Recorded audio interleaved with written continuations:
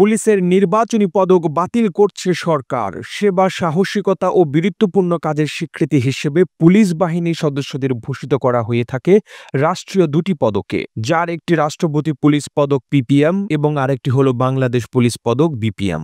পুলিশের চাকুরিতে এসব পদক খুবই সম্মানজনক বলে বিবেচনা করা হয়। পদক পাওয়া কর্মকর্তারা আর্থিক সুবিধা পাওয়ার পাশাপাশি নামের শেষে উপাধি হিসেবে এই পদক ব্যবহার করে থাকেন। বাংলাদেশ পুলিশের সাবেক মহাপরিদর্শক বেনজির আহমেদ ও চৌধুরী আবদুল্লাহ আল মামুন সহ ১০৩ পদস্থ কর্মকর্তাকে ২০১৮ সালের জন্য দেওয়া বাংলাদেশ পুলিশ পদক বিপিএম ও রাষ্ট্রপতি পুলিশ পদক পিপিএম বাতিল করা হচ্ছে।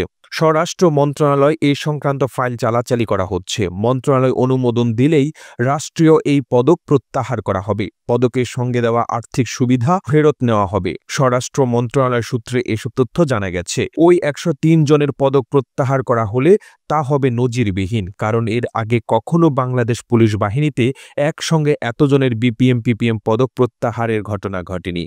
সূত্র বলছে, পুলিশ সদর দপ্তরই এই পদক প্রত্যাহার ও পদকের সঙ্গে নেওয়া টাকা ফেরত নিতে স্বরাষ্ট্র মন্ত্রণালয়ে চিঠি দিয়েছে। মন্ত্রণালয়ের জ্যেষ্ঠ সচিবের কাছে ২২ ডিসেম্বর পাঠানো চিঠিতে পুলিশ সদর দপ্তরের ডিআইজি মোহাম্মদ কামরুল আহসানের স্বাক্ষর রয়েছে। চিঠিতে বলা হয়েছে, ২০১৮ সালের বিতর্কিত জাতীয় সংসদ নির্বাচনে সক্রিয় দায়িত্ব পালনের জন্য পুলিশের ১০৩ পদস্থ কর্মকর্তাকে ঢালাওভাবে পদক দিয়ে রাষ্ট্রীয় পদকের অবমূল্যায়ন করা হয়েছে। ১৯৭৬ সাল থেকে রাষ্ট্রীয় এই দুটি পদক দিচ্ছে সরকার। পুলিশ সদস্যের কাছে এসব পদক খুব সম্মানজনক ও মর্যাদার বলে বিবেচিত।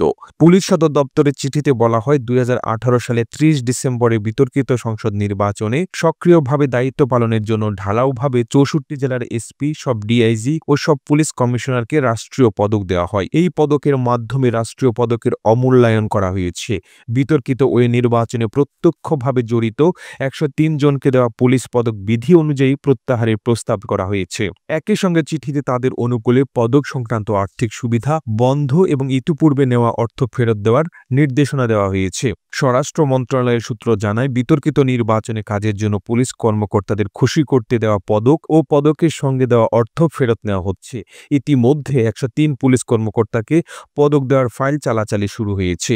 স্বরাষ্ট্র উপদেষ্টা এই ফাইলে স্বাক্ষর করলে তা অনুমোদিত হবে। আইজিপি বাহারুল আলমের কাছে জানতে চাইলে তিনি বলেন, বিতর্কিত ১০৩ জন কর্মকর্তাকে দেওয়া বিপিএম ও পিপিএম পদক বাতিল করার বিষয়ে একটি চিঠি মন্ত্রণালয়ে দেওয়া হয়েছে।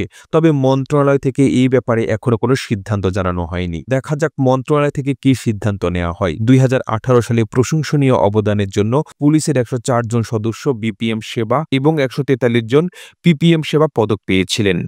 প্রতিবেদনটি ভালো লেগে থাকলে আপনার ফেসবুকের টাইমলাইনে এখনই শেয়ার করুন। সে সঙ্গে বিশ্ব বাংলার ফেসবুক পেজটিকে ফলো করুন ও বিশ্ব বাংলার ইউটিউব চ্যানেলটিকে সাবস্ক্রাইব করুন। আর আপনি বাংলাদেশের কোন জেলা থেকে এই ভিডিওটি দেখছেন আমাদের কমেন্ট করে জানান। আমরা পরবর্তী ভিডিওতে আপনাকে ধন্যবাদ জানাতে ভুলব না। এতক্ষণ বিশ্ব বাংলার সাথে থাকার জন্য অসংখ্য ধন্যবাদ।